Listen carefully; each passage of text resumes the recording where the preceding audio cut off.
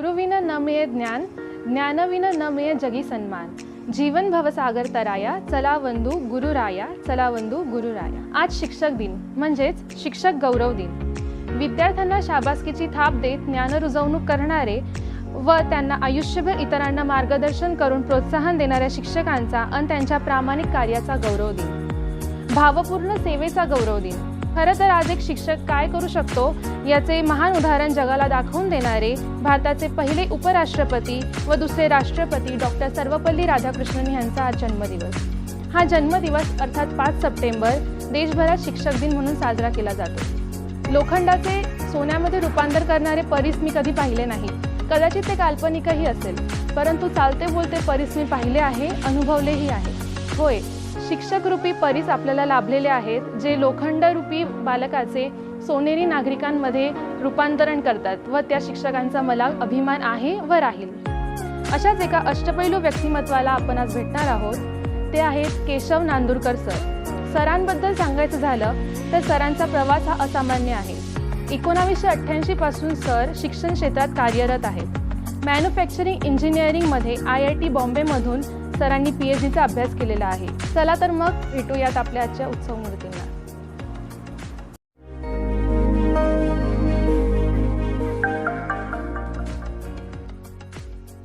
नमस्कार sir. YRB फाउंडेशनतर्फे मी लवेश पाटील, मी आयुषी तांबट आपलं मनपूर्वक स्वागत करतो.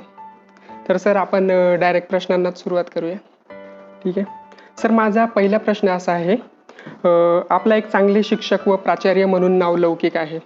सो आपल्या या यशस्वी कारकिर्दीत महत्त्वाच्या व सुखद घटना कोणत्या व ज्यांनी महत्त्वाचे मार्गदर्शन दिले त्या व्यक्ती कोणत्या? हा चांगला प्रश्न आहे. गेली 16 वर्ष मी या महाविद्यालयाचा प्राचार्य आहे आणि या महाविद्यालयामध्ये मी साधारण 30 वर्षापेक्षा जास्त काळ काम केलेलं आहे. मी सुरुवात जी केली ती लेक्चरर म्हणून केली, त्यानंतर मी विभाग प्रमुख झालो आणि त्यानंतर प्राचार्य झालो. प्राचार्यपदाचा कार्यकाळ हा खूप म्हणजे आपण म्हणूया इंटरेस्टिंग पण होता आणि चॅलेंजिंग पण होता आणि अजूनही ते काम चालूच आहे. महत्त्वाच्या जर काही गोष्टी तुम्ही विचाराल मला की या काळामध्ये काय केल्या, तर सगळ्यात महत्त्वाची गोष्ट मी केली ती पोस्ट ग्रॅज्युएट कोर्सेस या कॉलेजमध्ये सुरू केले, जे ह्यापूर्वी कधी इथे नव्हते. आम्ही प्रयत्न करत होतो, माझ्या आधीच्या प्राचार्यांनी पुष्कळ प्रयत्न केले, परंतु काही ना काही कारणाने आम्हाला पोस्ट ग्रॅज्युएट कोर्सेस मिळाले नाही. पण माझं ते एक स्वप्न होतं की मी एक पोस्ट ग्रॅज्युएट विद्यार्थ्यांना शिकवेन आणि त्यासाठी कोर्स असणं इथे गरजेचं होतं. मग त्यानंतर पहिल्यांदा मी माझ्याच विषयामध्ये, माझा प्रोडक्शन इंजिनिअरिंगचा विषय आहे, त्याच्यामध्ये ME कोर्स या महाविद्यालयामध्ये पहिल्यांदा सुरू केला 2006 साली. आणि त्यानंतर मग आम्ही बाकी पण काही पोस्ट ग्रॅज्युएट कोर्सेस केले. त्यानंतर दुसरी महत्त्वाची गोष्ट केली म्हणजे इथे PhD प्रोग्राम सुरू केला. तर यापूर्वी कदाचित तुम्हाला माहीत असेल की इंजिनिअरिंग कॉलेजमध्ये शक्यतो विनाअनुदानित इंजिनिअरिंग कॉलेजमध्ये PhD प्रोग्राम दिला जात नव्हता विद्यापीठातर्फे. तो फक्त गव्हर्नमेंट कॉलेज जसं आपलं COEP आहे पुण्याचं किंवा VJT आहे त्याच ठिकाणी चालायचा आणि अतिशय मर्यादित लोकांना तिथे PhDसाठी प्रवेश मिळायचा. त्यावेळेला आम्ही असा विचार केला की अनेक लोक इच्छुक आहेत आणि त्यांना PhD करायचं आहे, तर त्यांना ती सुविधा का मिळत नाही. म्हणून मग आम्ही आमच्या महाविद्यालयातर्फे पुणे विद्यापीठाला प्रस्ताव दिला आणि PhDचा प्रोग्राम सुरू केला. आणि मला सांगायला आनंद वाटतो की आत्तापर्यंत 5 विभागामध्ये आम्ही PhD सेंटर सुरू केलं. त्यातही पुन्हा पहिल्यांदा मी माझ्याच विभागामध्ये प्रोडक्शन विभागात सुरू केलं होतं. मी स्वतःच गाईड म्हणून काम केलं. आत्तापर्यंत 5 विद्यार्थ्यांनी माझ्याकडनंच PhD केलेलं आहे आणि टोटल या महाविद्यालयामधनं 20 विद्यार्थ्यांनी PhD पदवी मिळवलेली आहे. आणि ही एक उपलब्धी महत्त्वाची आहे, कारण कुठल्याही विनाअनुदानित कॉलेजमध्ये शक्यतो रिसर्चच्या ज्या फॅसिलिटी असतात त्या कमी असतात, परंतु त्या आम्ही इथे उपलब्ध केल्या आणि 20 जणांना PhD मिळाली. आणि आता अजून एक 20-25 लोक रजिस्टर्ड आहेत वेगवेगळ्या गाईडकडे, त्यामुळे तेही लवकरच PhD पूर्ण करतील. ही एक मला वाटतं महत्त्वाची उपलब्धी या कार्यकाळात झाली. आणि दुसरी एकच गोष्ट महत्त्वाची म्हणून सांगतो, अशा अनेक गोष्टी सांगता येतील, परंतु इंडस्ट्रीबरोबरचा जो डायलॉग या इन्स्टिट्यूटचा होता आधी, तो बऱ्यापैकी होता, परंतु तो कमी पडत होता. तो वाढवण्याचा सगळ्यात मोठा प्रयत्न मी प्राचार्य झाल्यानंतर केला. कारण कुठलंही अभियांत्रिकी महाविद्यालय म्हटलं की ते इंडस्ट्रीशी जोडलं गेणं फार आवश्यक आहे, कारण मुलांना त्याचा अनुभव मिळणं गरजेचं आहे. आणि शेवटी आमच्याकडनं जे इंजिनियर्स तयार होणार आहेत ते इंडस्ट्रीमध्ये जाणार आहेत, त्यामुळे इंडस्ट्रीबरोबर आमचं लायजन असणं खूप गरजेचं आहे. तर त्या दृष्टीने मी खूप प्रयत्न केला. त्यात पहिला भाग म्हणजे एक इंडस्ट्रीजची असोसिएशन आहे, CII, confederation of Indian industry, तर त्याची मेंबरशिप आम्ही मिळवली आणि गेली अनेक वर्ष मी त्यांच्या कमिटीमध्ये पण काम केलं आणि त्यांच्याद्वारे अनेक उद्योगांशी आमचा संपर्क आला आणि त्याच्यामधनं काय झालं की मुलांना खूप फायदा झाला. म्हणजे मुलांना प्रोजेक्ट मिळाले, मुलांना इंटर्नशिप मिळाले आणि मुख्य म्हणजे जॉब मिळाले.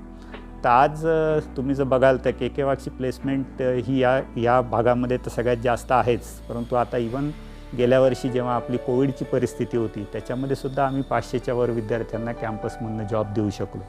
हे सगळं शक्य झालं हे आमच्या इंडस्ट्रीबरोबरच्या असलेल्या लायझनमुळे. मग आम्ही त्या वेळोवेळी त्यांना जाऊन भेटी दिल्या, तिथल्या लोकांना इथे बोलावलं आणि त्यातनं जो एक रॅपो तयार झाला इंडस्ट्रीशी, त्याचा परिणाम आणि त्याचा फायदा मुलांना खूप होतो आहे. आणि अजून एक गोष्ट इथे मुद्दाम सांगावीशी मला वाटते की CIIची जी महाराष्ट्र स्टेट काउन्सिल आहे, म्हणजे आपल्या राज्याची काउन्सिल आहे, त्यांच्याकडे काही टास्क फोर्स असतात. तर त्याच्यामध्ये इंडस्ट्री अकॅडमिया नावाचा एक त्यांचा टास्क फोर्स असतो.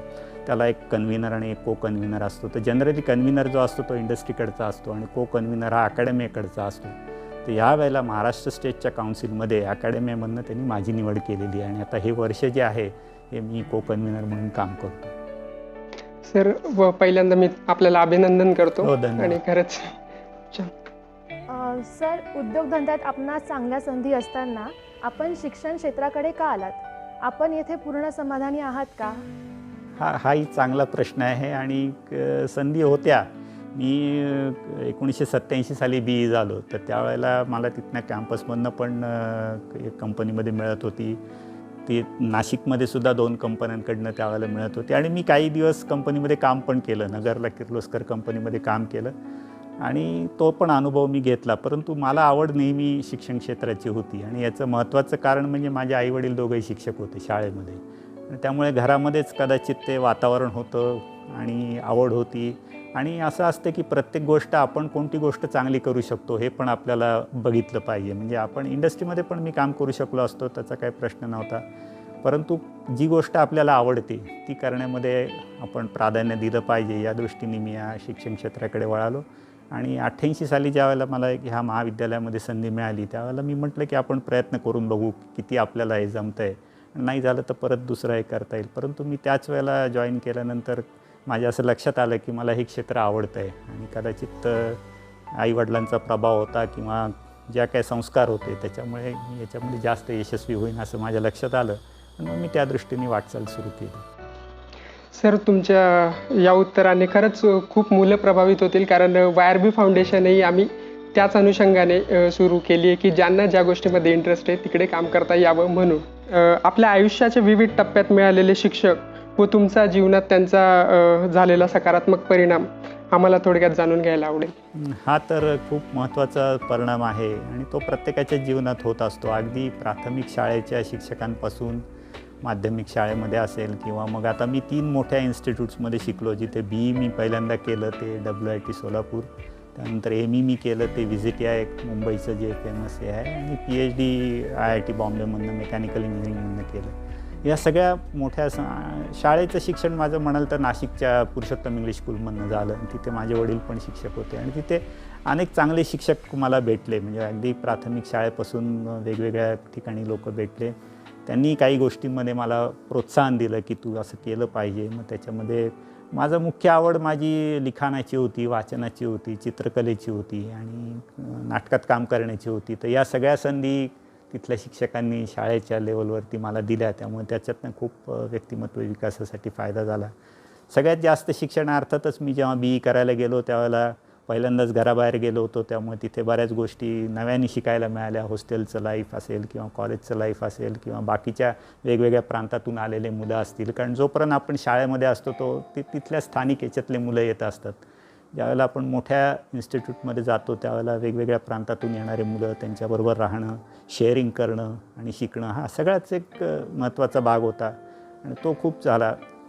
तिथे पण काही शिक्षकांची मला मुद्दाम आठवण या ठिकाणी करायला पाहिजे की त्याच्यामध्ये आमच्या प्रोडक्शन विभागाचे प्रमुख होते बापट सर.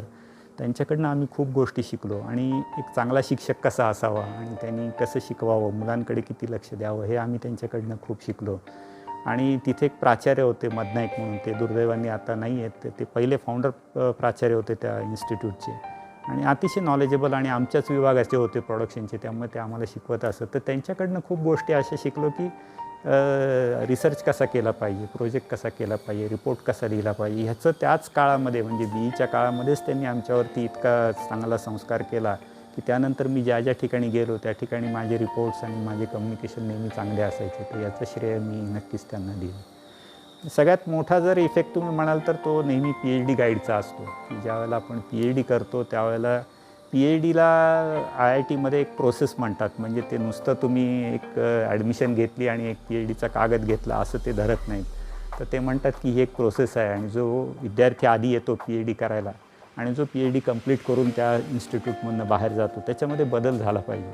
हा त्या PhDचा त्यांचा महत्त्वाचा उद्देश आहे. आणि सर्टिफिकेट महत्त्वाचं नाही आहे, तुम्ही काय शिकला आणि या प्रोसेसमधनं तुम्ही कसे गेला आणि त्याच्यातनं तुमचा काय विकास झाला हा महत्त्वाचा आहे. आणि त्यामध्ये मला एक गाईड जे मिळाले IIT बॉम्बेमध्ये प्रोफेसर सुभाष बाबू, तर त्यांचा प्रभाव माझ्यावरती खूपच मोठा आहे आणि आजपर्यंत आहे. ते आता तिथून रिटायर झाले परंतु खूप गोष्टी मला तिथून शिकायला मिळाल्या की कशा पद्धतीनं काम केलं पाहिजे, कसं शिकलं पाहिजे, बाकीच्या लोकांशी लायजन कसं केलं पाहिजे. आणि आज हे काम करत असताना जर काय त्याचा इफेक्ट असेल तर एकच उदाहरण तुम्हाला देतो की त्यांचा ज्या वेळेला ते काही पत्र बाहेर पाठवायचे तिथून IITमधनं त्यावेळेला ते 4-4 वेळेला ते पत्र चेक करून घ्यायचे.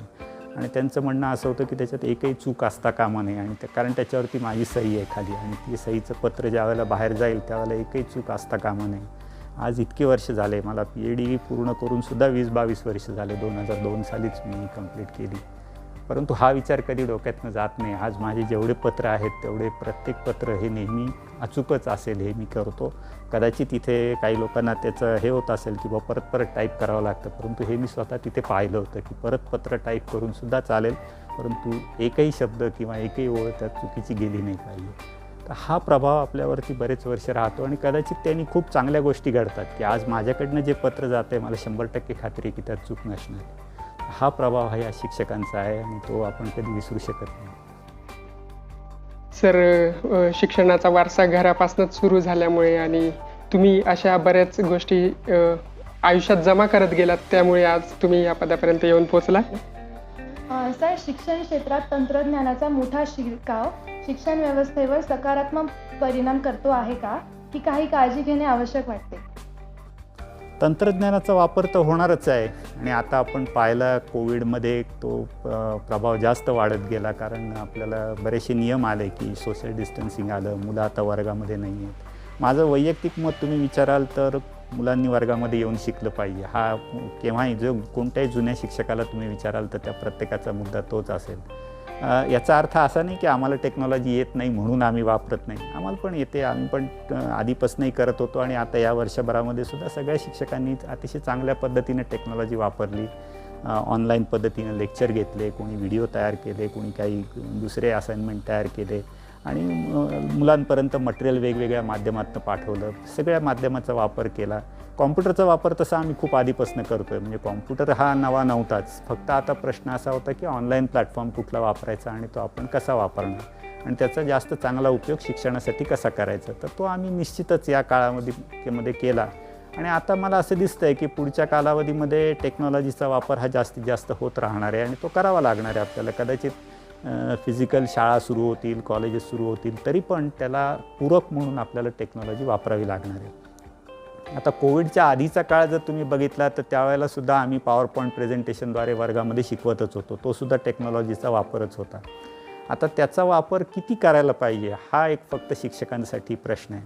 म्हणजे ज्यावेळेला आपण चॉक आणि बोर्ड ही आपण सिस्टीम म्हणतो की खडू फळाई जी आपली जुनी पद्धत आहे ती पद्धत महत्त्वाची अशासाठी आहे की ज्यावेळेला शिक्षक फळ्यावरती लिहितो त्यावेळेला तो कशा पद्धतीनं लिहित जातो ह्याच्यामुळे बरंचसं शिक्षण मुलांचं होत असतं. आणि आता आमच्याकडे बऱ्याचशा ड्रॉइंग्स असतात किंवा वेगवेगळ्या हे असतात, फिगर्स असतात. ह्या फिगर शिक्षकांनी कशा काढल्या हे जर त्यावेळेला तो वर्गामध्ये काढेल त्याच वेळेला त्या मुलांना त्याचं चांगलं आकलन होत असतं. आज PowerPointमध्ये जर मी ती फिगर आणली आणि वर्गात दाखवली तर डायरेक्ट ती पूर्ण फिगर तुम्हाला वर्गात दिसणार आहे. याचा अर्थ ती काढली कशी होती हे मुलाला कळलंच नाही. त्यामुळे हा जो एक लिमिटेशन आहे टेक्नॉलॉजीचा तो कदाचित म्हणजे शिक्षकांनी लक्षात घेतला पाहिजे आणि कुठं त्याचा वापर करायचा कुठं नाही करायचा याचा खूप ज्युडिशियस असा वापर जर त्यांनी केला तर ते चांगलं होऊ शकतं. टेक्नॉलॉजी निश्चितच उपयोगी आहे, त्याच्या अगेन्स्ट कोणीही नाही किंवा त्याला विरोध करण्याचं कारण नाही, परंतु त्याचा वापर चांगला केला गेला पाहिजे आणि त्याच्यातनं मुलांचं आकलन वाढलं पाहिजे, हे फार महत्त्वाचं आहे. म्हणजे ते अट्रॅक्टिव्ह पॉवर पॉईंट करण्यापेक्षा मुलांना किती समजलं. आम्ही एका दुसऱ्या संस्थेमध्ये काम करतो, Indo US collaboration for engineering education. तिथे एक त्यांचं मोटो आहे किंवा एक वाक्य आहे आणि ते शिक्षकांसाठी आहे की we are teaching, are they learning. असा एकच प्रश्न ते दरवेळेला पुढे ठेवतात की प्रत्येकाला असं वाटतं की मी शिकवलं, 1 तास वर्गामध्ये गेलो आणि बोललो, अतिशय चांगलं बोललो, इंग्लिश चांगलं बोललो, माझ्या मते मी खूप चांगल्या प्रकारे सगळ्यांना शिकवलं, पण मुलांना कळलं का? कारण ह्या सगळ्याचा उद्देश माझी वक्तृत्व कला दाखवण्याची नव्हती, ती मुलांना कळण्याची होती. मग ते आपल्याला कसं कळणार की मुलांना कळलं का नाही? तर हा भाग शिक्षणामधला महत्त्वाचा आहे आणि त्याच्यासाठी जर टेक्नॉलॉजीचा उपयोग होत असेल आणि मुलांना जर ती कन्सेप्ट चांगली समजत असेल तर जरूर त्याचा वापर करावा आणि तो करत राहावा याच्या पुढे. नक्कीच सर. शिक्षक विद्यार्थी संबंध हा शिक्षण व्यवस्थेचा कणा आहे. बरोबर आहे. तर यामध्ये आपणास काही बदल जाणवतात का? हे संबंध बळकट करण्यासाठी काय गोष्टी केल्या पाहिजेत? निश्चितच. आता जवळपास 30 वर्ष झाले मला याच कॉलेजमध्ये. त्यापूर्वी मी पण विद्यार्थी होतो आणि मोठ्या संस्थांमध्ये पण मी शिकलो. त्यामुळे शिक्षक आणि विद्यार्थ्याचा संबंध हा कायमच महत्त्वाचा आहे आणि तो राहणारही आहे याच्या पुढे सुद्धा. कदाचित आता आपण जसं बोललो तसं टेक्नॉलॉजीमुळे कदाचित त्यांच्यातलं अंतर वाढत जाईल. तो मुलगा घरी राहील आणि शिक्षक एका जागी जाईल आणि तो ऑनलाईन कदाचित चॅटिंग करेल, परंतु हे रिलेशन फार महत्त्वाचं आहे. आपल्याकडे पूर्वी जी एक गुरुकुल पद्धत होती आणि पूर्ण वेळ तो मुलगा त्या गुरुकडे जाऊन राहत होता आणि तिथेच शिकत होता. तर ह्या व्यवस्थेमध्ये काय होतं की त्याच्यावरती त्या शिक्षकाचं खूप बारकाईने लक्ष असतं आणि त्याचे कोणते प्लस पॉईंट आहेत, मायनस पॉईंट आहेत ते बघून त्याला गाईड करायचं असतं. तर तो प्रकार हा गुरु आणि शिष्याच्या परंपरेमधला फार महत्त्वाचा आहे आणि तो आजही आहे. आजसुद्धा आमच्या वर्गामध्ये 60, 70, 80 मुलं असतात. त्या खूप जर नंबर मोठा वाढत गेला तर आम्हाला प्रत्येकाशी इंटरॅक्शन करणं शक्य होत नाही. त्यामुळे ती इंटरॅक्शन होणं फार आवश्यक आहे आणि प्रत्येकाला, प्रत्येक शिक्षकाला, प्रत्येक मुलगा माहीत असणं महत्त्वाचं आहे. त्याचे प्लस मायनस पॉईंट काय आहेत. पूर्वीच्या काळी जर आपण पाहिलं तर जेव्हा वर्गसंख्या लहान होती त्यावेळेला, आता आपण काही साहित्यामधनं वाचतो की पु ल देशपांडे म्हणा किंवा अजून कोणाच्या साहित्यामधनं की त्या शिक्षकांना त्या मुलाच्या त्याची सगळी घरची कौटुंबिक आणि आर्थिक आणि सगळी परिस्थिती माहीत असायची आणि त्याच्यानुसार तो शिक्षक शिकवायचा. तर त्याच्यामध्ये जेवढा प्रभावी शिकवण होतं तेवढं आज होत नाही. कारण आज आम्हाला एवढ्या लोकांची कल्पना येऊ शकत नाही. वर्गामध्ये 80 मुलं आहेत, त्यांची प्रत्येकाची हे कशी आहे. पण हा जो संबंध त्यांचा टिकला पाहिजे हा निश्चितच म्हणजे तो बरोबर राहायला पाहिजे आणि पुढच्या काळात पण राहायला, तरच ते शिक्षण जास्त फलदायी होईल. आपण जे स्पोर्ट्समधले कोच बघतो ते काय करतात, ते प्रत्येक माणसाला वेगवेगळ्या पद्धतीने ट्रेनिंग देतात त्याच टीममधल्या. आपण इथे तसं करू शकत नाही. आपण एकच प्रॉब्लेम सगळ्या 60 मुलांसाठी देतो, परंतु तो प्रश्न त्याला समजला का नाही, त्याला तो किती प्रमाणात करता आला, ह्याच्यासाठी या दोघांचं रिलेशन फार महत्त्वाचं आहे. आणि आता तुमचा प्रश्न असा होता की रिलेशनमध्ये बदल झाला का, तर त्याला माझं उत्तर हो असं आहे. रिलेशनमध्ये नक्कीच बदल झाला. म्हणजे आता माझ्या इथल्या शिक्षक म्हणून अनुभवाचं म्हणा किंवा आधी विद्यार्थी म्हणून अनुभवाचं म्हणा की बदल नक्कीच होत चालला आहे आणि तो कदाचित अजून वेगाने वाढू शकेल. सुरुवातीचा जो काळ होता, ज्यावेळेला मी 30 वर्षापूर्वी इथे जॉईन केलं, त्यावेळेला बरेचसे विद्यार्थी हे मिडल क्लास फॅमिलीमधनं येत होते. त्यांना शिकण्याची जास्त आस होती आणि अतिशय प्रयत्न करून ते त्याच्यामध्ये इंजिनिअरिंगमध्ये येत होते, कारण जागा लिमिटेड होत्या. आज थोडासा काळ असा बदलला आहे की इंजिनिअरिंगच्या जागा खूप वाढलेल्या आहेत आणि सहजगत्या कोणालाही त्याच्यामध्ये प्रवेश मिळतो आहे. त्यामध्ये असंही लक्षात येतं की त्यांना त्या खरोखर इंजिनिअरिंग करायचं होतं का नव्हतं, हा सुद्धा एक प्रश्न निर्माण होतो. आणि मग अशी ज्या वेळेला होती त्यावेळेला या रिलेशनमध्ये थोडासा एक दुरावा निर्माण होतो की मला ते करायचंच नव्हतं, तरी पण मी इथे आलेलो आहे आणि आता मी शिकतो आहे, मग तुम्ही काहीतरी हे सांगितलं ते सांगितलं ते मला करायचंच नाही आहे, अशा प्रकारचा एक थोडासा निराशावादी सूर त्याच्यात येतो. पूर्वी तसं नव्हतं. ती मुलं खूप धडपड करायची की नाही आम्हाला शिकायचं आहे, चांगलं करायचं आहे, मला नोकरी मिळाली पाहिजे, त्यामुळे मला यातला कुठलाही पार्ट मिस नको व्हायला की तुम्ही जे शिकवलं. पण आज तसं थोडंसं मुलं केअरलेस होत आहेत किंवा त्यांना आता असं वाटायला लागलं आहे की गुगल आहे, त्यामुळे काय जर नाही इथे मिळालं तर सगळंच मी गुगलवरनं शोधून घेईल आणि त्याच्यावर अभ्यास करेन. परंतु ही जर मुलांची कन्सेप्ट असेल तर ती चुकीची आहे असं माझं मत आहे. गुगलवरचं सगळं बरोबर असतं असं नाही आहे. आणि ते खूप मोठ्या प्रमाणात तिथे टाकलेलं असतं. म्हणजे एक शब्द जरी आपण टाकला तरी तुम्हाला 10,000 त्याचे लिंक्स मिळू शकतील. ते सगळे आपल्या कामाचे नसतात. त्या माहिती त्याच्यातली ऑथेंटिक केलेली नसते आणि त्यातनं सल्ला देणाऱ्याला तुमचे प्लस मायनस पॉईंट काय आहेत ते माहीत नसतात. ते तुमच्या शिक्षकालाच माहीत असतात. त्यामुळे शिक्षकाबरोबरचं रिलेशन हे जास्त महत्त्वाचं आहे आणि ते तसं राहिलं पाहिजे. आणि सगळ्यात चांगलं रिलेशन मी जे आत्ता माझ्या करिअरमध्ये पाहिलं ते PhDच्या काळामध्ये. आणि त्या काळामध्ये तुमचा आणि गाईडचा खूप जवळचा संबंध येतो आणि तिथे फक्त एका सब्जेक्टसाठी ते नसतं की हा एक सब्जेक्ट केला 40 मार्क मिळाले मी पास झालो असं नसतं. तर ते पूर्ण 4-5 वर्षाची प्रोसेस असते. त्याच्यामधनं एक थिसिस जो इव्हॉल्व होतो, रिसर्च जो होतो, त्यात 2 जण इन्वॉल्ड असतात.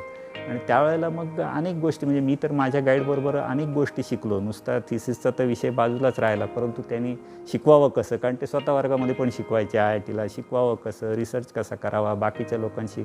काही ठिकाणी ते स्वतः मला घेऊन गेले की ज्या ठिकाणी त्यांना बोलवलेलं होतं आणि तिथे की तुला पण माहीत व्हायला पाहिजे की बाकीचे लोक काय. एक जपानचे कन्सल्टंट मुंबईला आलेले होते, तर त्यांच्याशी चर्चा करायला त्यांना बोलवलं. ते मला म्हटले की मी तुला घेऊन जातो, म्हणजे तुला कळेल की जपानचे प्रोफेसर कसे हे करतात. हे जे इन्फॉर्मल ट्रेनिंग आहे हे गुरुकडनं मिळालं पाहिजे शिष्याला आणि त्यातनं त्याची डेव्हलपमेंट होत असते. विषय तर आम्ही शिकवतो, मुलं शिकतात, त्याला 40 मार्क मिळतात, तो पास होतो, तिथे विषय संपला असं नाही होत. एक लाँग टर्म हे राहिली पाहिजे. आणि आज इतके वर्ष जरी माझं हे झालं तरी त्यांना पण फोन करून गाईड मला विचारतात, मी पण त्यांना विचारतो की त्यांचं काय चाललं आहे. हे माझं बाकीच्या शिक्षकांशी होत नाही, कारण हे जे बॉन्डिंग आहे हे त्या PhD गाईडशी बॉन्डिंग आहे. आज त्यांचेसुद्धा काहीतरी 25-30 लोकांचे त्यांच्याकडे PhD केले असतील, परंतु त्या प्रत्येकाशी त्यांचं बॉन्डिंग असं आहे की हे जसं काय माझ्या फॅमिलीचे मेंबर आहेत अशा प्रकारचा रिलेशन तिथे तयार होतो. आणि हा रिलेशन कदाचित इकडे आम्हाला अंडर ग्रॅज्युएटमध्ये मेंटेन नाही करता येत, कारण नंबर खूप मोठा असतो. परंतु जसं आपण हायर याला जातो, मास्टर्सला जातो किंवा PhDला जातो, तेव्हा हे रिलेशन खूप चांगल्या पद्धतीने मेंटेन होतं आणि आजसुद्धा होतं आहे असं मला म्हणता येईल. धन्यवाद सर. आपले छंद व आवडीनिवडी कोणत्या? आपल्या जीवनात त्यांचा सकारात्मक वापर आपण कसा केला? पुष्कळ तशा आवडीनिवडी पुष्कळ होत्या, पण मुख्यत्वे माझा कल हा लेखन, वाचन किंवा चित्रकलेकडे होता. कारण माझे वडील चित्रकला शिक्षक होते, त्यामुळे घरी तो वारसा होता. आणि माझ्या मते माझी कला पण खूप चांगली होती त्यावेळेला. वर्गातल्या 60 मुलांपेक्षा निश्चितच माझा हे चांगला होता.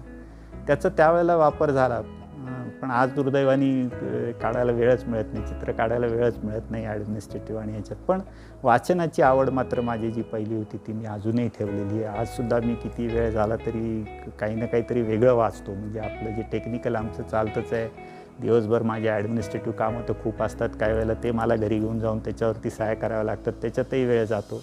परंतु हा एक रुटीन भाग झाला किंवा तो काहीसा टेक्निकल भाग झाला. परंतु माझ्या स्वतःच्या आवडीसाठी मी नेहमी पुस्तकं वाचत असतो. सगळ्या वेगवेगळ्या पद्धतीचे पुस्तकं वाचतो. त्याच्यामध्ये कुठलाही असं म्हणजे लहान मुलांचं पुस्तक असलं तरी मला चालतं, मोठ्या माणसांचं असलं तरी चालतं. का तर मी त्यातनं शिकण्याचा प्रयत्न करतो. म्हणजे आत्ताचे रिसेंटली माझ्या मुलीने मला सांगितलं की ते हॉबिट नावाचं पुस्तक चांगलं आहे, ते बघा तुम्ही. म्हणून मी ते पुस्तक काढून ते वाचलं. आता ते पूर्णपणे लहान मुलांसाठी आहे, परंतु इमॅजिनेशन कशी असावी, मुलांना अडकवून ठेवण्यासाठी लेखकाचं कसब कसं असावं हे शिकण्यासाठी ते पुस्तक वाचायला हरकत नाही. ते मी जवळपास वाचून पूर्ण केलं. असे बरेच पुस्तकं मी वेगवेगळ्या यांनी वाचत असतो. आणि त्याचा वापर तुम्ही जे म्हणला तो चित्रकलेचा वापर मला इंजिनिअरिंगमध्ये झाला. म्हणजे मी ज्या वेळेला फर्स्ट इयरला आम्हाला इंजिनिअरिंग ड्रॉइंगचे 2 पेपर असतात, त्यावेळेला मी हाताने सुद्धा ते ड्रॉइंग तसेच काढू शकत होतो की जे लोकांना स्केलने आणि यांनी काढायला वेळ लागेल ते मी साध्या हाताने सुद्धा काढू शकत होतो. आणि ते कदाचित त्या शिक्षकांनासुद्धा तिथल्या विशेष वाटायचं की हे एवढं परफेक्ट कसं काय तुम्ही काढलं की हे लोकांना यांनी. आता चित्रकलेमध्ये मुख्यतः काय होतं की तुम्हाला समजा एक गोल काढायचा आहे, ते एका पॉईंटपासून सुरू होऊन तुम्ही संपवून तो पूर्ण गोललाच हे केला पाहिजे. असे काही शिक्षक पण मला मिळाले होते की जे बोर्डवरती सुद्धा इतक्या अचूक पद्धतीने काढायचे की कितीही फिरवून आणला तरी तो त्या पॉईंटला बरोबर येणार. म्हणजे याला जे तुम्हाला व्हिज्युअलायझेशन लागतं की हे कसं येईल हे चित्रकलेतनं मिळालं. आणि त्याचा फायदा इंजिनिअरिंगमध्ये निश्चितच मला झाला. वाचनाचा फायदा मला या बाकीच्या वेगवेगळ्या कमिट्यांमध्ये आणि दुसऱ्या कामांमध्ये होतो. स्पेशली प्राचार्य म्हणून मला नेहमीच काही ना काहीतरी भाषणं द्यावे लागतात, कुठेतरी आता हा असा इंटरव्ह्यू द्यावा लागतो किंवा बाकी बऱ्याच गोष्टी असतात. तर ह्या सगळ्या याला त्याचा उपयोग होतो की हे केव्हा ना केव्हा तरी रिकलेक्ट होतं की मोठ्या मोठ्या लोकांनी काय काय सांगितलं आहे, काय काय लिहिलेलं आहे ते काय. आणि वाचनाच्या बाबतीत एक गोष्ट आवर्जून मला सांगायची वाटते आणि ती तुम्ही इंटरव्ह्यूद्वारे सगळीकडे प्रसारित करावी अशी पण माझी इच्छा आहे की गेली अनेक वर्ष आता मला विद्यार्थी दशेपासून टाइम्स ऑफ इंडिया मी रोज वाचत असतो आणि हा माझ्या दृष्टीने माझा खूप प्लस पॉईंट आहे आणि तो मी इथे विद्यार्थ्यांनाही सांगत असतो, स्टाफलाही सांगत असतो की तुम्हाला जर इंग्लिश सुधारायचं असेल तर टाइम्स ऑफ इंडिया वाचलं पाहिजे आणि त्या दृष्टीने प्रत्येकाने तो करावा. या येणाऱ्या काळामध्ये सुद्धा पुष्कळ आता आमच्याकडे सॉफ्टवेअर पण आहेत इंग्लिश भाषेसाठी, लँग्वेज लॅब आहे, सगळं काही करून झालं, परंतु त्याच्यातली जी भाषा आहे त्याच्यातनं जे तुमच्यावरती संस्कार होतात आणि जे वाचन जर सतत करत राहिलं तर त्यांनी जी तुमची भाषा डेव्हलप होते त्याला दुसरा पर्याय नाही असं माझं तरी मत आहे. आणि स्पेशली प्रोफेशनल लोकांनी किंवा MBAच्या लोकांनी किंवा अशा जे प्रोफेशनल कोर्सेस करत आहेत त्यांनी टाइम्स ऑफ इंडिया वाचणं गरजेचं आहे. माझा दुसऱ्या पेपरच्या मी अगेन्स्ट नाही किंवा कोणाचा याचा प्रचार करायचा असा माझा हेतू नाही आहे, कारण मी ते वाचत आलो त्यामुळे मला जी त्याची सवय झाली ते मी कॉन्फिडंटली सांगू शकतो की हा अतिशय चांगला पेपर आहे. त्याच्या बातम्या, राजकीय बातम्या वगैरे तो भाग सोडून द्या, त्यांची विचारसरणी काय वगैरे त्याच्या बाबतीत आपण पडू नये, परंतु त्याचे जे एडिटोरियल असतात त्याच्यातले जे बाकीचे लेख असतात किंवा त्यामध्ये काही मुलाखती येतात आणि आम्हाला इंजिनिअरिंगच्या दृष्टीने जे सगळ्यात महत्त्वाचं वाटतं की काही उद्योजकांच्या मुलाखती असतात किंवा अर्थमंत्र्यांची मुलाखत असते तर त्याच्यातनं पुढचं काय होणार आहे भवितव्य हे त्याच्यातनं चांगल्या पद्धतीनं आपल्याला कळू शकतं. आणि हे मुलांनी समजून घ्यायला पाहिजे की आपण कोणत्याही क्षेत्रात जायचं असेल तर त्या क्षेत्रात पुढं काय होणार आहे, हे लोक काय सांगत आहेत ते आपण बघणं फार गरजेचं आहे. आणि त्याच्यासाठी पेपरच्या वाचनाला पर्याय नाही. मग तो आता टेक्नॉलॉजीचा वापर तुम्ही म्हटलात म्हणून ऑनलाईन वाचलं तरी हरकत नाही, त्याला माझी त्याला हरकत नाही. मी प्रिफरेबली फिजिकलच पेपर वाचतो, परंतु ऑनलाईन पेपर वाचायला हरकत नाही, परंतु तो वाचला पाहिजे हे फार महत्त्वाचं आहे. आणि हा छंद मुलांना आयुष्यामध्ये खूप उपयोगी पडू शकेल कुठल्याही करिअरमध्ये. तुम्ही कुठेही करिअर करा, टीचिंगमध्येच असं नाही आहे, कंपनीत जरी गेले किंवा दुसरीकडे कुठे गेले, सगळीकडे तुम्हाला आजकाल प्रेझेंटेशन करावं लागतात, कम्युनिकेशन करावं लागतं, बोलावं लागतं. आणि त्यावेळेला भाषा जितकी चांगली वापरली जाईल तितकं तुम्ही लोकांना अट्रॅक्ट करू शकता. आणि भाषा जर डेव्हलप करायची असेल तर त्याला वाचनाला पर्याय. बरोबर, नक्कीच सर.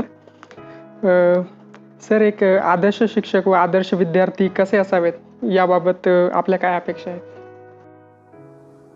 त्याच्यावरती बरेच मतं असू शकतात की कसे असावे. कदाचित काळानुसार ते बदलतही जात असतील मतं, परंतु आता मी बऱ्याच ठिकाणी सेमिनारमध्ये हा विषय ऐकलेला आहे की आयडियल टीचर किंवा अशा पद्धतीनं ते प्रश्न विचारतात आणि लोकांकडनं पण मतं घेतात की तुमच्या मते चांगला शिक्षक कोण आहे. आणि याच्यावरती बराच डिबेट पण झालेला आहे. ती स्टेटमेंट गुड टीचर टीचर्स किंवा बेटर टीचर मोटिवेट्स वगैरे असे बरेचसे कोट्स वगैरे पण वापरले जातात. महत्त्वाचा भाग शिक्षकाच्या बाबतीत जर आहे तर माझ्या मते त्याच्या 3-4 गोष्टी जर त्याला शिक्षक म्हणून चांगला शिक्षक म्हणून व्हायचा असेल तर एक तर त्याच्या सब्जेक्टचं त्याला नॉलेज चांगलं पाहिजे. कुठलाही विषय असो, तुम्ही मराठी शिकवा, हिंदी शिकवा, मेकॅनिकल इंजिनिअरिंग शिकवा, त्या विषयाचं तुम्हाला चांगलं नॉलेज असलं पाहिजे. त्याचा रेफरन्सेस सगळे तुम्ही बघितले पाहिजेत, कारण मुलांना काहीतरी नवीन देता आलं पाहिजे. मी जर नुसतं पुस्तकातलंच वाचून शिकवणार असेल तर त्याची गरज नाही आहे, तर ते तो मुलगाही वाचू शकतो. नुसतीच मी पॉवरपॉईंट स्लाईड करून ती वाचून दाखवणार असेल तर मुलगाही वाचू शकतो. मग त्याच्या व्यतिरिक्त मी काय सांगू शकतो, मग त्याच्यासाठी मला अभ्यास करणं गरजेचं आहे, संशोधन करणं गरजेचं आहे, तो विषय नीट समजून घेणं गरजेचं आहे आणि तो सांगता आला पाहिजे. दुसरा महत्त्वाचा भाग आहे तो त्याचे कम्युनिकेशन स्किल चांगले असेल पाहिजे. म्हणजे थोडक्यात जर म्हटलं आपण वर्गामध्ये जेव्हा शिक्षक शिकवतो तेव्हा तो एक पात्री प्रयोगच असतो नाटकाचा असल्यासारखा, की 1 तास हा त्याचा रंगमंच असतो तो वर्ग, आणि त्यांनी त्याच्यामध्ये त्याचा वापर करायचा असतो की चांगल्या पद्धतीनं तो कसा करू शकतो. कम्युनिकेशन फार महत्त्वाचं आहे की आपण कोणत्या मुलांशी बोलतो आहोत, कोणत्या लेवलला बोलतो आहोत. आणि असे मी बरेच शिक्षक पाहिलेले आहेत की जे खूप सहजगत्या बदलायचे. आता आमच्याकडे एक पूर्वी प्राचार्य होते डॉक्टर बर्वे म्हणून, शाळेच्या मुलांशी बोलताना वेगळं, इंजिनिअरिंगच्या मुलांशी बोलताना वेगळं, किंवा बाहेर जर आपण जनरल ऑडियन्समध्ये बोलतो तर त्याच्यामध्ये वेगळं. हे सगळं बोलण्यासाठी तुमची खूप तयारी असायला लागते. नाहीतर तुम्ही जर मोनोटोनस बोलत राहिलात तर त्याचा उपयोग नाही आहे.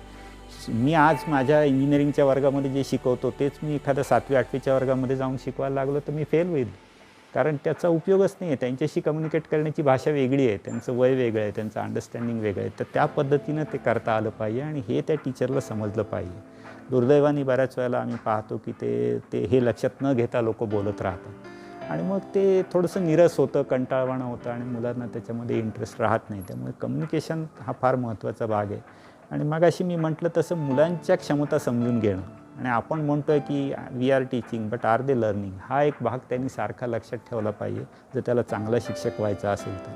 आणि विषय मुलाला समजला पाहिजे, मला नाही, मला तर समजला पाहिजेच, परंतु त्याला समजतो आहे का नाही, मग त्यासाठी मी काय करू शकतो.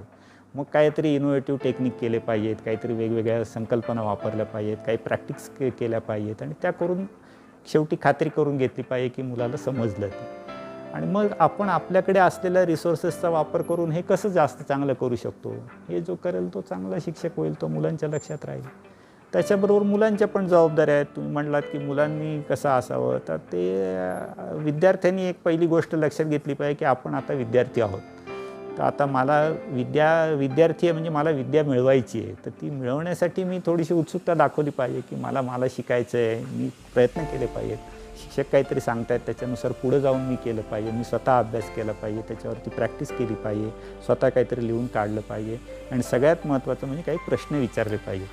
जर तुम्हाला शिकायचं असेल तर काहीतरी प्रश्न निर्माण व्हायला पाहिजेत की हे असं का, हे विचारलं पाहिजे शिक्षकांना. आणि मग त्याच्या उत्तरामधनं जे लर्निंग होतं ते फार महत्त्वाचं आहे. त्यातनंच खरा माणूस शिकत असतो.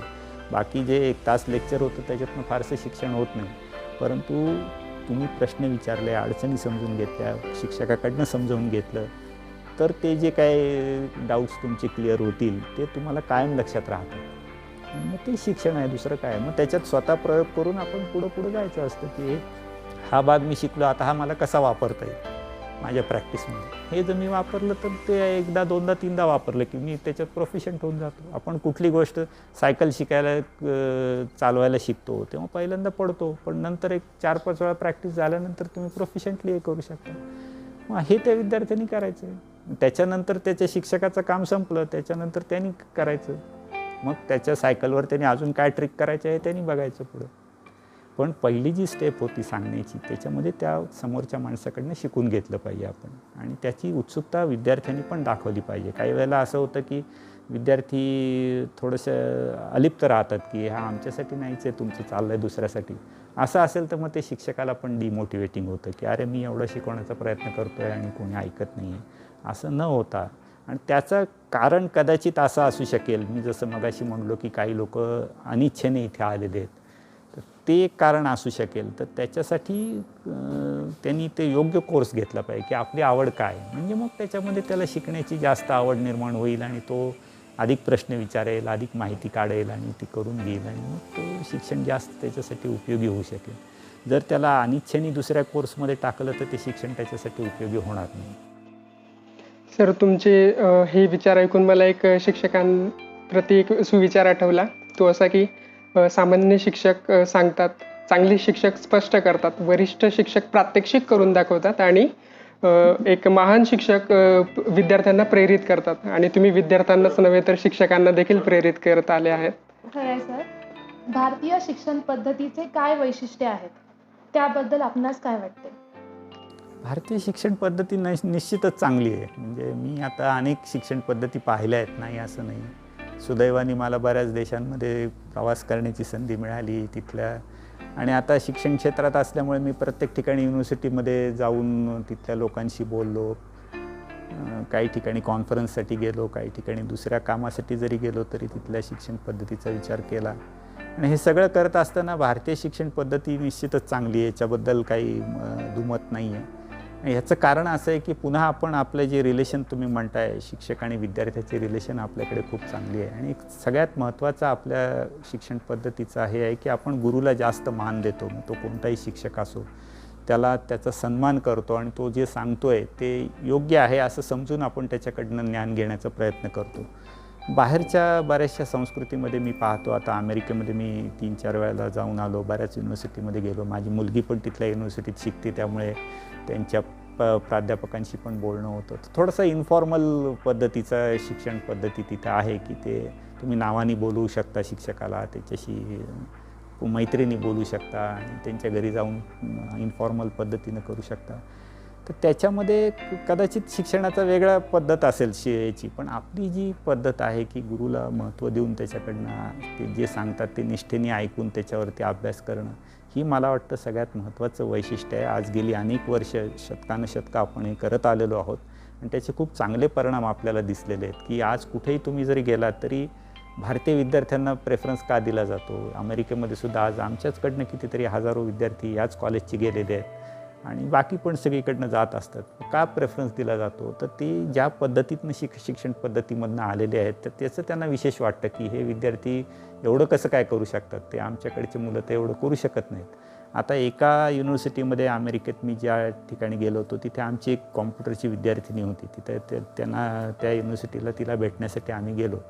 ती MS करत होती तिथे आणि त्या विद्यार्थिनीने असं सांगितलं की आमच्या वर्गामध्ये जे काही 15-20 मुलं आहेत मास्टर्स करणारे, हे सगळे बाहेरच्या देशातले आहेत, एकही अमेरिकन मुलगा किंवा मुलगी नाही आहे.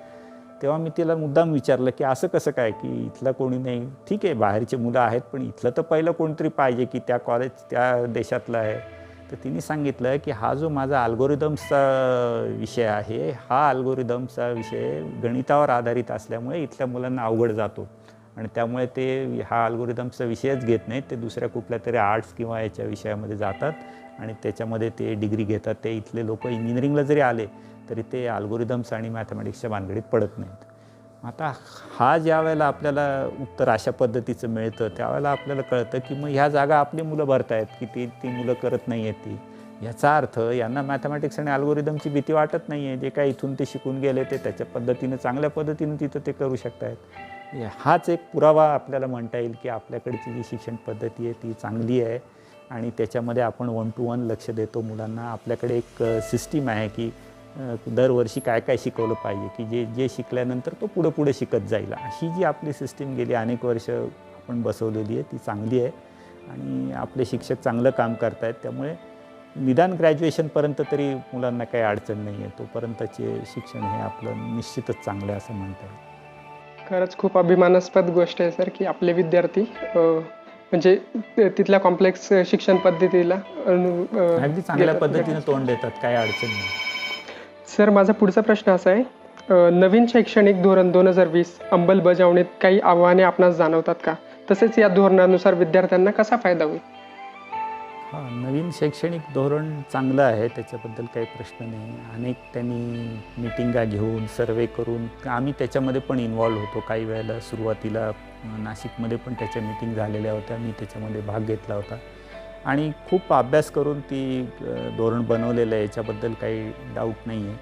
त्याचा सगळ्यात महत्त्वाचा भाग त्यांनी जो दिला आहे, आता आपल्याला तो कालावधी पाहिला 5+3+3+4 असा जो हे केला आहे तो एक चांगला भाग आहे. म्हणजे पूर्व प्राथमिक ज्याला म्हणू आपण, अर्ली चाइल्डहूडपासून ते शिक्षणाचा विचार केलेला आहे, तो कसा करता येईल तो केलेला आहे. मल्टीलिंग्वलची फॅसिलिटी दिलेली आहे आणि हायर एज्युकेशनमध्ये त्यांनी जे दिलं ते मल्टीडिसिप्लिनरी कोर्स असावा असं जे त्यांनी आग्रह धरला आहे तो खूप चांगला आहे. तो दुर्दैवाने आता आपल्याकडे थोडासा होत नाही आहे की आपण असे खूप वेगवेगळे सायलोज बनवले आहेत. म्हणजे इकडचा मुलगा इकडे जाणार नाही, तिकडचा मुलगा तिकडे जाणार नाही, अशा पद्धतीने आपण कोर्स रचनाच तशी केलेली आहे की त्यांनी दुसरं काही करू नये. परंतु ह्या नव्या याच्यामध्ये तो एक खूप चांगली संधी मुलांना मिळू शकेल. म्हणजे समजा तो इंजिनिअरिंग करत असताना त्याला जर म्युझिकची आवड असेल तर काही क्रेडिट तो आता आमचंच दुसरं परफॉर्मिंग आर्ट्सचं कॉलेज आहे तर तिथे ते एखादा विषय तो तिथल्या शिक्षकाकडनं करू शकेल. त्यांनी जर पास केलं की याला हा विषय यांनी केलेला आहे त्याला ते क्रेडिट मिळतील. आजच्या सिस्टीममध्ये तो ते करू शकत नाही. म्हणजे त्याला जरी इच्छा असली तरी त्याला इथले 40 विषयच करावे लागतील. परंतु अशी मुभा द्यायला काही हरकत नाही. आता काही लोकांना आमच्याकडे सुद्धा मेकॅनिकलमध्ये आहे परंतु कॉम्प्युटरमध्ये तो खूप चांगला आहे, मेकॅनिकलमध्ये आहे परंतु इलेक्ट्रिकलमध्ये तो चांगला आहे किंवा इलेक्ट्रॉनिक्समध्ये चांगला आहे. मग त्याला काही सब्जेक्ट इलेक्ट्रॉनिक्सचे करता येतील आणि ते दोन्ही एकत्रित करून तो नवा प्रोजेक्ट करू शकेल. तर हे करण्याची संधी जर त्याच्यामध्ये मिळणार असेल तर मला वाटतं हे त्या शैक्षणिक धोरणाचं यश असेल की हे मुलांना अशा प्रकारची फ्लेक्झिबिलिटी त्यांनी दिली पाहिजे.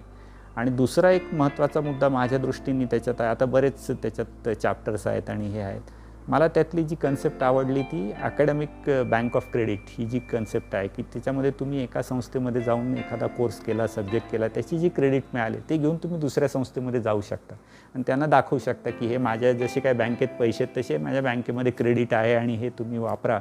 आणि माझे समजा तुमचा डिग्रीचा कोर्स 160 क्रेडिटचा आहे तर ते मी 20 क्रेडिट मी दुसरीकडनं मिळवलेत, हे माझ्या इथल्या उरलेल्या क्रेडिटला ॲड करा आणि मला डिग्री द्या. तर ही जी कन्सेप्ट आहे ही खूप चांगली आहे. त्याच्यामुळे त्यांना खूप व्हरायटी मिळेल, वेगवेगळ्या ठिकाणी जाऊन शिकता येईल. नाहीतर काय होतं, एकाच ठिकाणी म्हणजे आपण त्याच वातावरणामध्ये कायम राहतो, त्याचे लिमिटेशन असतात. परंतु तुम्ही जर 4 वेगवेगळ्या ठिकाणी गेला, तिथे वेगळे विद्यार्थी, वेगळे शिक्षक, वेगळ्या फॅसिलिटी, हे सगळं बघून जर परत आलात तर त्याचा आवाका निश्चितच वाढतो आणि त्याचा त्याला करिअरमध्ये खूप फायदा होईल. त्यामुळे ही एक कन्सेप्ट मला त्यातली आवडली. आणि अर्थात टेक्नॉलॉजीचा तुम्ही मगाशी उल्लेख केला, त्याच्यावरही भर देते नवीन एज्युकेशन पॉलिसी आणि ते करावं लागणार आहे. सरकारला पण आपल्या इन्फ्रास्ट्रक्चरमध्ये वाढ करावी लागेल. कारण आज काय होतं आहे, थोडं मुलांना इंटरनेटच्या अडचणी आहेत, मोबाईलच्या अडचणी आहेत, तर त्या थोड्या सरकारने आता कमी केल्या किंवा त्याच्यावरती जर काही त्यांनी सोल्युशन काढले तर या टेक्नॉलॉजीचा जास्त चांगला वापर आपल्याला करता येईल आणि ॲक्सेसिबिलिटी लोकांची वाढवता येईल. कारण आपली लोकसंख्या खूप मोठी आहे आणि प्रत्येक ग्रामीण भागामध्ये आपण जाऊ शकत नाही. कॉलेजेस, मग मुलांना ते सोडून कॉलेजेससाठी शहरात यावं लागतं. मग त्यांच्या जागेवरती त्यांना शिक्षण देण्यासाठी जर इंटरनेटची बँडविड्थ आणि या सगळ्या गोष्टी वापरल्या आणि टेक्नॉलॉजीचा चांगला वापर केला, ग्रामीण भागातही मुलं चांगल्या पद्धतीने शिकू शकतील. तर हा जो त्याच्यातला विचार आहे हा चांगला आहे, म्हणजे नव्या शैक्षणिक धोरणातला. धन्यवाद. खरंच तर खूप प्रेरणादायी विचार होते आमच्या विद्यार्थ्यांसाठी, शिक्षकांसाठी. एक शिक्षक म्हणून विद्यार्थ्यांना तुम्ही काय संदेश द्याल?